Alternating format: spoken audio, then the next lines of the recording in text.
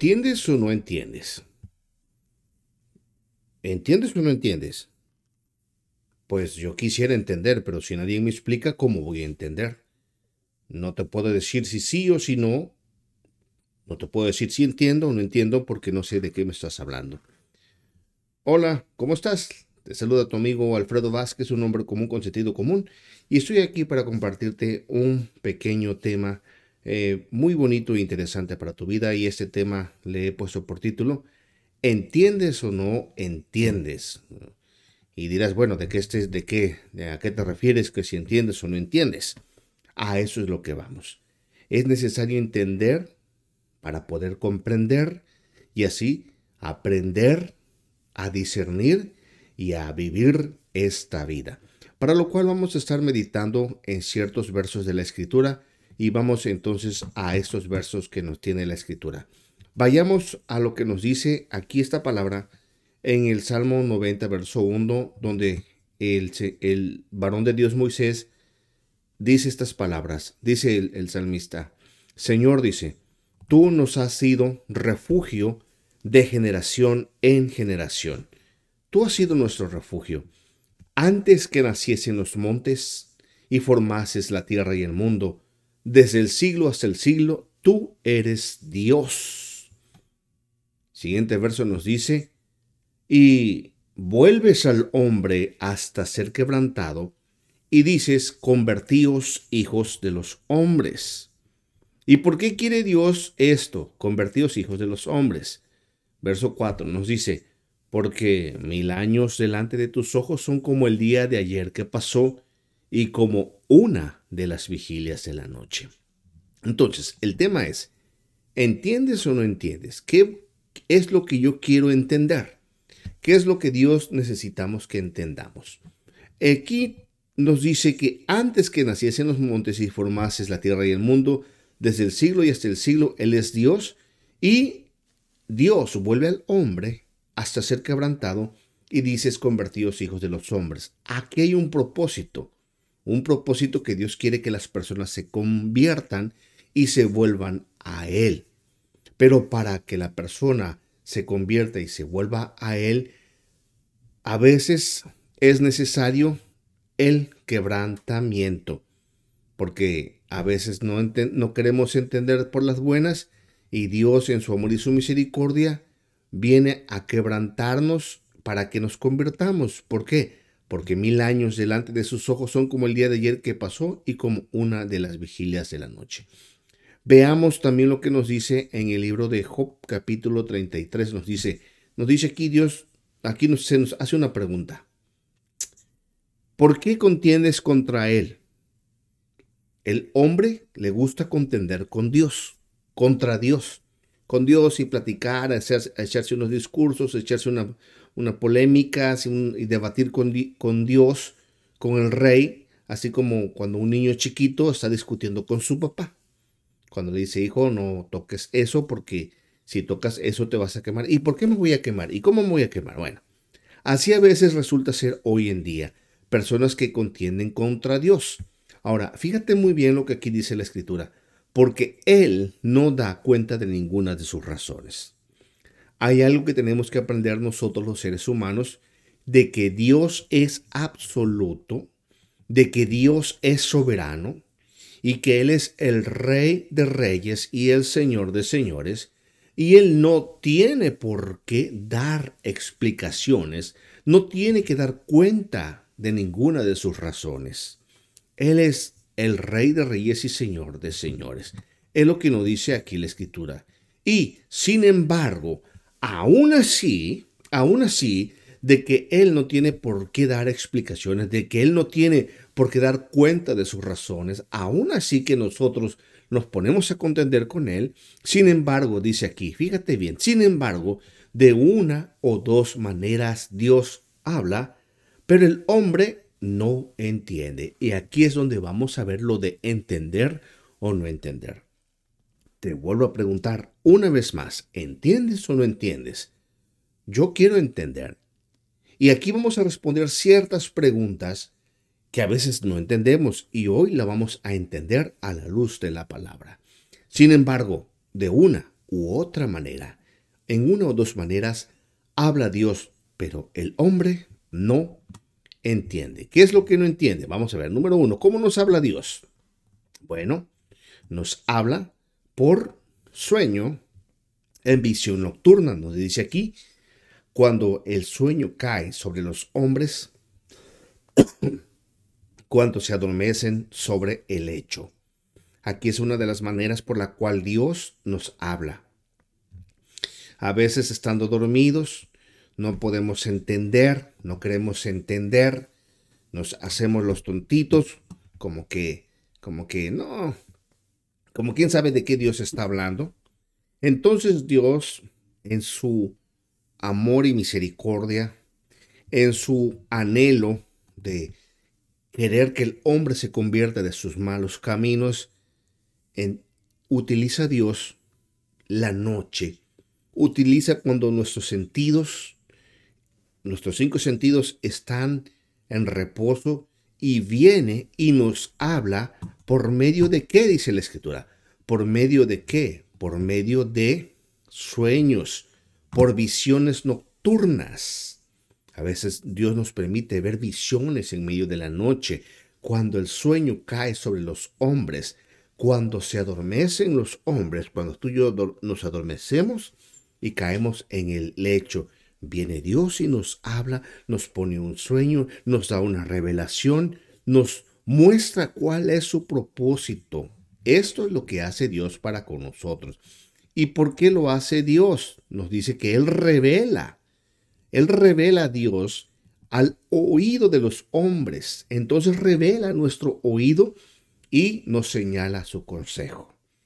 Muchas veces no queremos entender que hay que enmendar ciertas áreas de nuestra vida.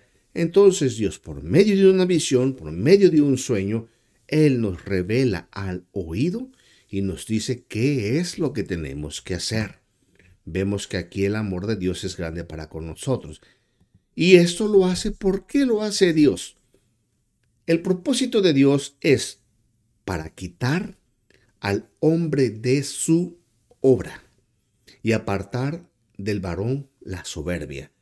Hay dos cosas por las cuales Dios se acerca al hombre, por las cuales Dios habla al hombre por medio de una visión nocturna o por medio de un sueño. El deseo de Dios es quitar al hombre de su obra, y la obra que tiene la mayoría de veces las personas no es para nada agradable ante los ojos de Dios. Mayormente la raza humana, el género humano, hemos vivido de acuerdo a los deseos de nuestra carne, de nuestros ojos, de la vanagloria de la vida. Hemos vivido de acuerdo a todas esas obras, las obras de la carne.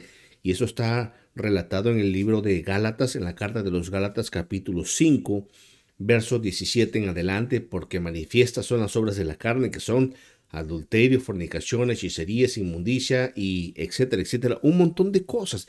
Y Dios habla por sueños, Dios habla por visiones para que el hombre se quite el hombre de su obra, y también para apartar al hombre de la soberbia, porque la soberbia es un mal muy grave, un mal muy terrible que nos afecta a la mayoría, de hecho no a la mayoría, a todos los seres humanos. De una u otra manera nos viene a atacar la soberbia. La persona se ensoberbece, la persona se cree autosuficiente, la persona se piensa que no necesita de nadie.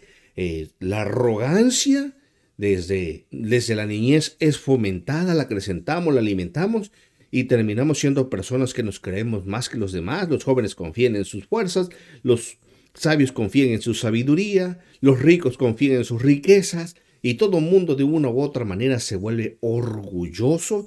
Tanto el pobre como el rico se vuelve una persona soberbia, y Dios dice, no, es que lo que yo quiero, por eso yo te hablo, dice Dios, yo te hablo por un sueño, yo te espanto con un sueño, yo te estoy hablando por una visión nocturna, porque el deseo del Señor es quitarte de tu obra, de tu mala obra, y apartarte de la soberbia, porque la soberbia no conduce absolutamente a nada bueno.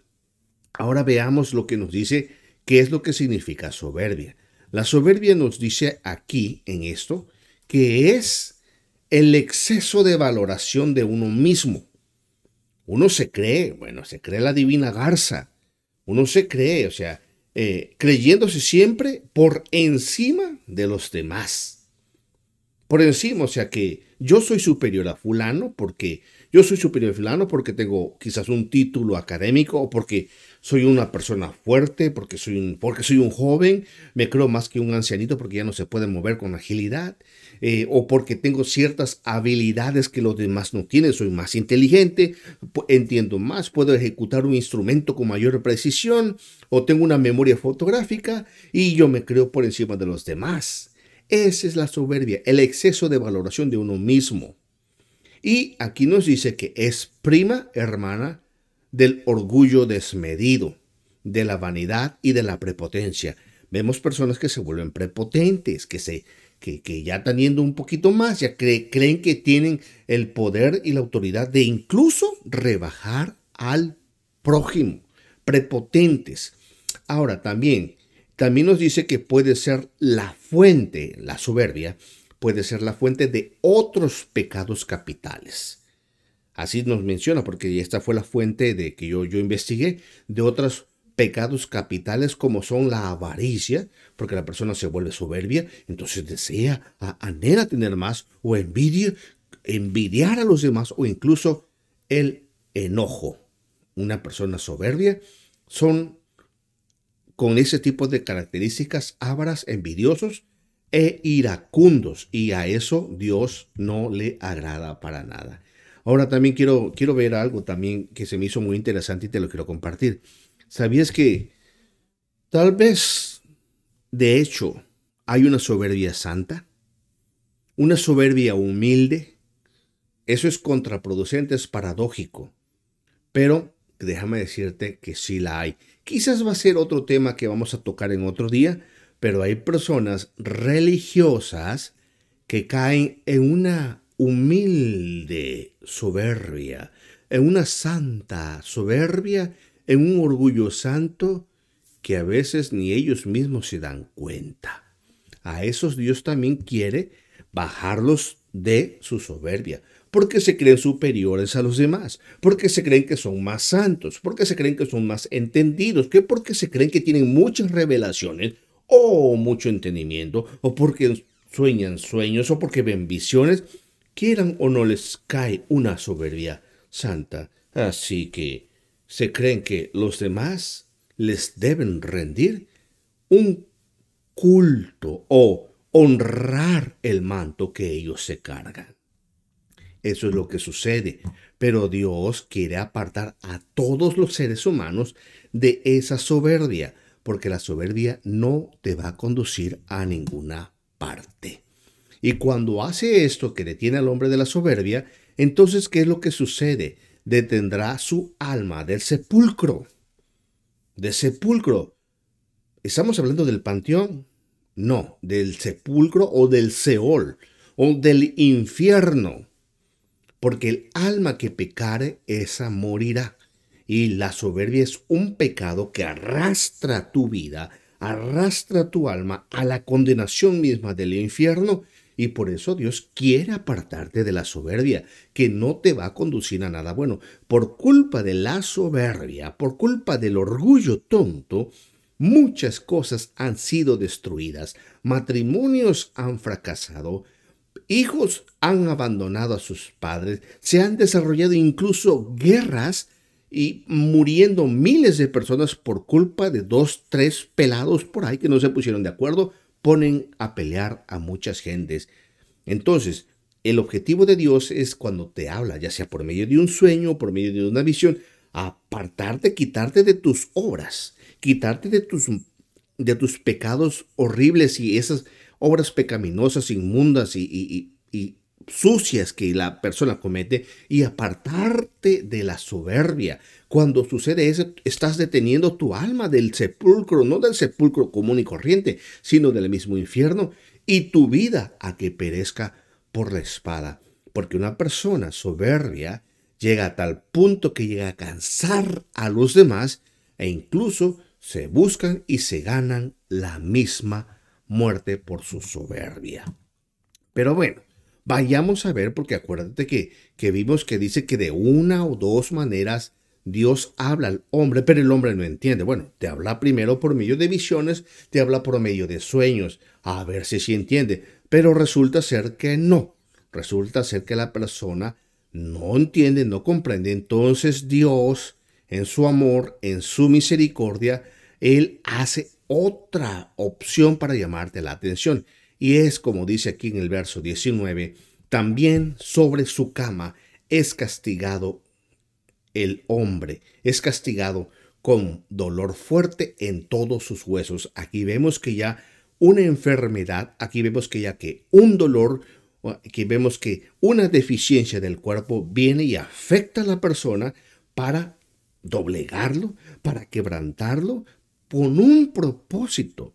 Muchas veces decimos, no, que la enfermedad es del diablo. Bueno, Dios permite muchas veces que el diablo enferme a las personas, pero el diablo no enferma porque sin ningún motivo, porque ya previamente Dios da la autorización para que el hombre sea castigado, para que el hombre sea quebrantado.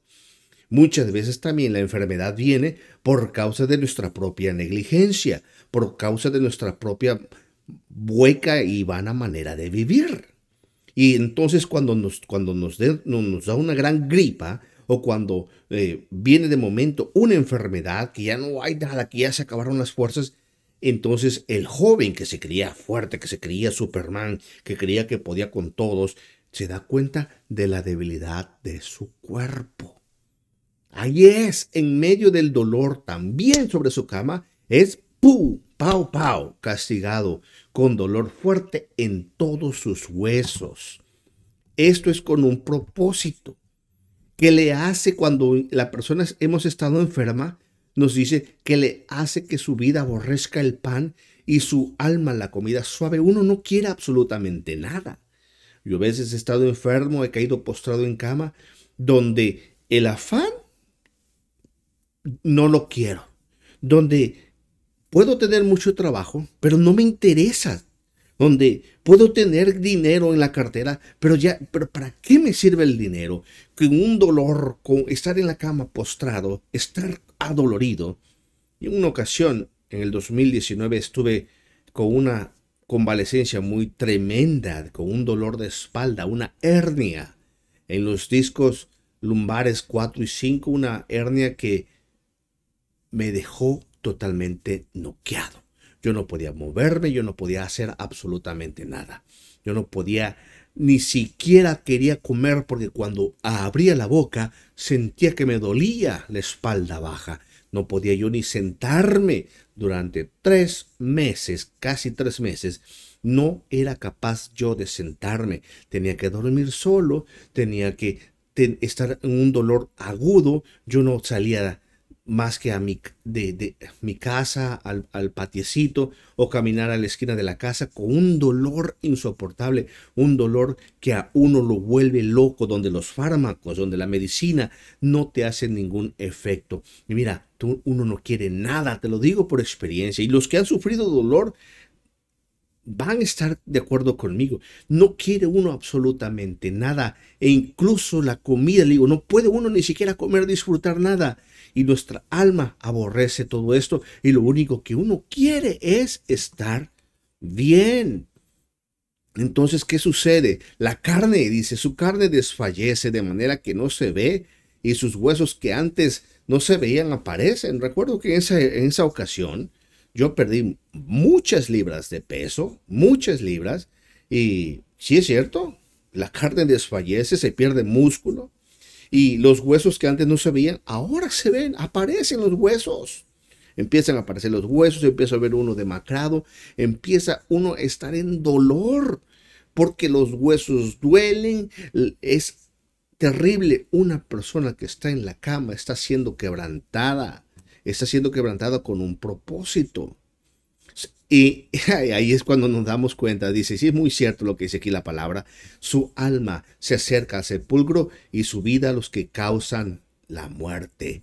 Ahí es cuando por fin vemos que no soy ese hombre fuerte que yo creía ser, no soy yo esa persona orgullosa, que aquí que me creía más que los demás. Ay, es cuando veo que, ay, ay, ay. En cualquier momento sientes que tu vida depende de un hilo y que puede venir alguien, corta el hilito y ya te desprendiste y te fuiste. Ya entonces las cosas vanas, tus riquezas y tus cosas, las demás, ya no las valoras como la valorabas antes cuando estábamos bueno y sano. Pero veamos qué es lo que más nos dice aquí. Ahora, en el verso 23, el quebrantamiento Dios lo da con un propósito para que el hombre se convierta.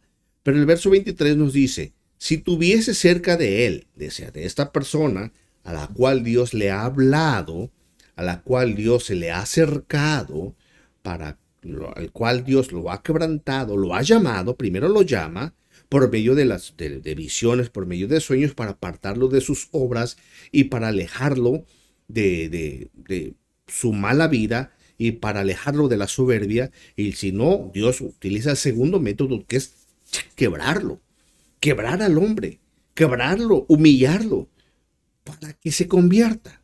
Pero luego dice aquí, cuando la persona se siente que ya no tiene absolutamente esperanza, dice, si tuviese cerca de él algún elocuente mediador muy escogido que anuncie al hombre su deber.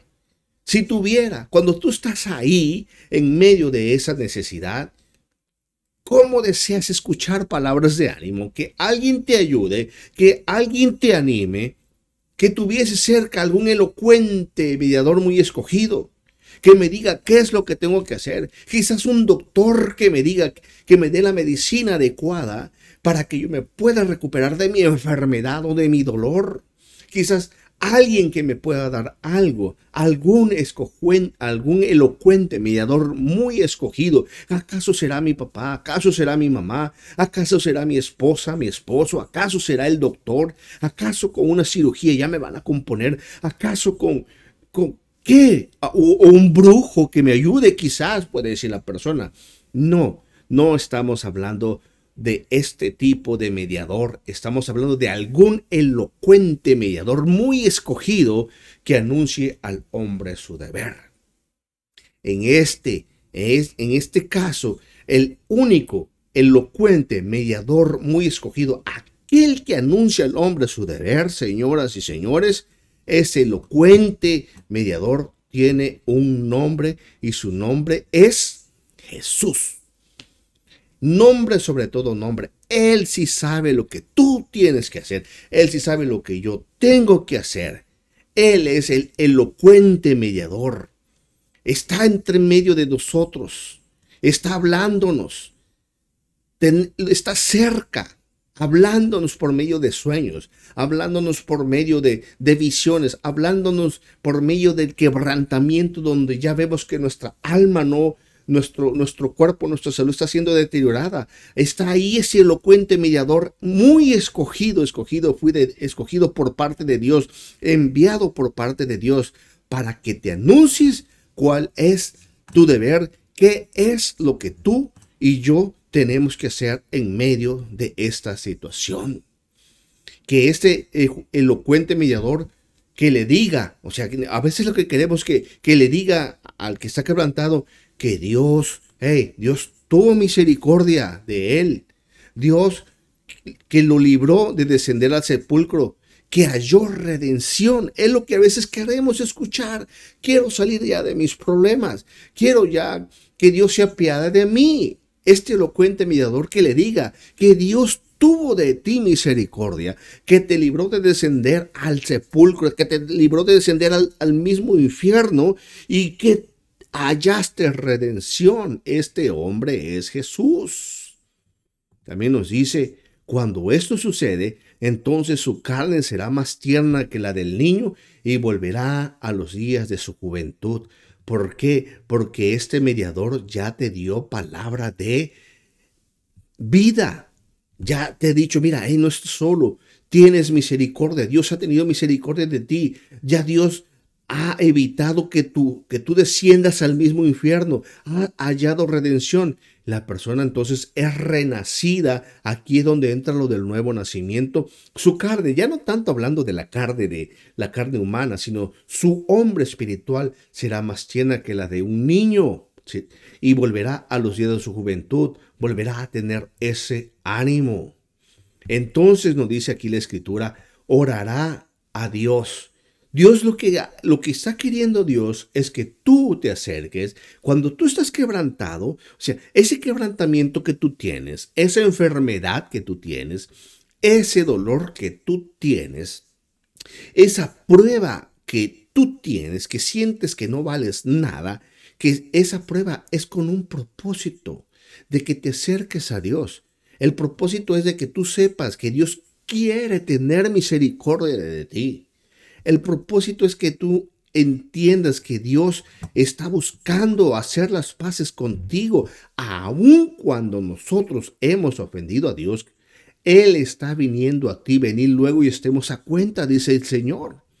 Dios tiene misericordia de ti. Dios quiere librarte que desciendas al mismo infierno. Dios te quiere redimir. Dios quiere que tu carne sea más tierna que la de un niño. Dios quiere volverte a los días de tu juventud, a ese ánimo. Pero dice que lo que Dios quiere es que tú ores a Dios, que te humilles delante de Dios, nos dice aquí la Escritura. Y quien Dios le amará. Oye, qué bonito es sentirse amado. Y verá su faz con júbilo, verá su rostro con júbilo y restaurará al hombre su justicia, nos dice aquí la Escritura. Ahora, pero fíjate bien, Dios mira sobre los hombres. Dios está mirándote. Y al que dijere, ¿qué va a decir? ¿Qué? Y pervertí lo recto y no me ha aprovechado. Eso es lo que Dios está queriendo escuchar de tus labios si tú estás quebrantado. Porque la persona se vuelve muy soberbia, se vuelve arrogante, e incluso pelea y discute contra su creador. ¿Qué de provecho tiene el hombre discutir con su creador? Ningún provecho, al contrario, le va peor. Bueno le es mejor al hombre humillarse.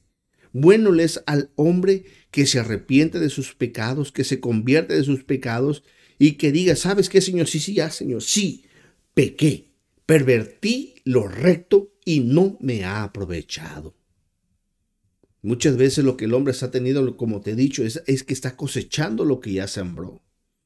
Cuando sucede esto, que el hombre ha admitido su pecado, que ha admitido que se ha pervertido, ha admitido que para nada le ha servido tomar ventaja, ha admitido que sus obras perversas y malévolas no le han traído ningún beneficio, que le engañara a su mujer, que le engañara a su marido, que el robar a su prójimo, que el hacer estafa, que el ser un perverso, que ser un lujurioso, que ser un mentiroso, que ser una persona maliciosa, no le ha tenido ningún provecho cuando sabe que ha pervertido el derecho. Cuando el hombre sabe que todas estas cosas ha hecho, nos dice la Escritura, que Dios redimirá su alma para que no pase al sepulcro y su vida se verá en luz. Es lo que más necesitamos en este mundo, tener esa paz que sobrepasa todo entendimiento, ser justificados, ser redimidos. Y la única justificación solamente vendrá a través del Señor Jesucristo. Porque nos dice la Escritura, justificados pues por la fe, por creer, tenemos paz para con Dios por medio de nuestro Señor Jesucristo. Es lo que el hombre necesita. Lo que el hombre necesita es que su vida vea la luz. Dios redimirá su alma. Dios la salvará, la sacará del mismo infierno que está metida, la redimirá y la persona vivirá en la luz de Jesús, en la luz del Evangelio, en la luz de la palabra del Señor, porque la palabra del Señor dice, lámpara es a mis pies tu palabra y es una lumbrera a mi camino. Eso es lo que Dios quiere, que en tu quebrantamiento tú te humilles. ¿Por qué? Porque Dios quiere transformarte, quiere perdonarte. Dios está con los brazos abiertos. De hecho, acuérdate de esto. Acuérdate de esto. Un hombre en la cruz del Calvario abrió sus brazos. ¿Para qué? Para que todo aquel que en él cree no se pierda, mas tenga vida eterna. Él en la cruz del Calvario, él puso su vida para hacer una vez más una unión entre nosotros y Dios y nosotros. Ese es el Jesús al cual yo te vengo a predicar, te estoy predicando el día de hoy. Dios redimirá tu alma para que no pase al sepulcro y tu vida verá la luz. Y nos dice el verso 29, he aquí, dice el siervo, he aquí todas estas cosas hace Dios 2 y 3 veces con el hombre. ¡Pum! La persona es quebrantada una vez más. Se levanta, siente que Dios lo llamó y se va, se aparta. Clama, Dios mío, sáname, te lo ruego. Y Dios es bueno y lo sana. Pero la persona vuelve a través a su misma vana y hueca manera de vivir y vámonos a seguir ofendiendo a Dios. Por eso, luego otra vez cae. Cae 2 veces. E incluso 3 veces cae el hombre. 3 veces el hombre es quebrantado. ¿Por qué es quebrantado el hombre 3 veces? Por la dureza del corazón, porque el hombre no se humilla. Mira, con una sola vez tendríamos que tener más que suficientes para vivir en armonía delante de Dios. La soberbia no te va a llevar a ningún lado. La soberbia lo único que hace es condenarte. Él lo hace Dios 2 y 3 veces. ¿Con cuál propósito lo hace Dios estas cosas? Dios 2 y 3 veces. Porque lo que quiere es apartar tu alma del sepulcro, del mismo Hades. Y Dios quiere iluminarlo con la luz de los vivientes. Y esa luz es Jesús. Él quiere iluminarte con esa luz del Evangelio. Quiere apartarte. Sin embargo, volvemos al verso que iniciamos. De una o 2 maneras habla Dios, pero el hombre no entiende. La pregunta aquí es la siguiente. ¿Entiendes o no entiendes? ¿Entiendo o no entiendo? Vuelves al hombre hasta ser quebrantado. Eso es lo que nos dice la palabra del Señor. Los primeros versos que tocamos fueron estos. Señor, dice el salmista, tú nos has sido refugio, mi Dios, de generación en generación. Antes que naciesen los montes y formases la tierra y el mundo, desde el siglo hasta el siglo tú eres Dios. Y vuelves al hombre hasta ser quebrantado y dices, convertíos hijos de los hombres. Él quiere que tú, amigo, amiga, te conviertas a Dios. El seguir a Cristo no es ninguna religión. El seguir a Cristo no es ninguna denominación. El seguir a Cristo, el amar a Dios, es honrarle, respetarle, tenerlo a Él por sobre todas las cosas. Dios número 1, número 2, número 3, número 4, número 5. Amarlo. Amarás al Señor tu Dios con todo tu corazón, con toda tu alma, con toda tu mente y con todas tus fuerzas. Y amarás a tu prójimo como a ti mismo. No es complicado. Simplemente que reconozcas, que te conviertas al Dios verdadero y que digas, bueno, Señor, honestamente he pecado, la regué. Perdóneme, mi Señor, no lo volveré a hacer. Que te arrepientas, que te conviertas, que reconozcas tus pecados, que los confieses delante de Dios. Confiésalo. Vas a traer paz a tu alma. ¿Y sabes qué? Y quizás Dios en su amor y misericordia te va a sanar también. Él puede sanarte. No está obligado a sanarte, no está obligado. Hay gente que dice, no, que el cristiano no puede vivir enfermo. Muchas veces el cristiano está enfermo porque el cristiano mismo, el Hijo de Dios, se lo ha buscado. Come como, ustedes saben cómo. Come hasta lo que no debe. Ve hasta lo que no debe. Oye lo que no debe. El hombre está enfermo. Dios no tiene la obligación de sanarte. Ciertamente, por sus llagas fuimos nosotros curados, pero a Él uno se le dirige como lo que Él es, el Rey de Reyes y Señor de Señores.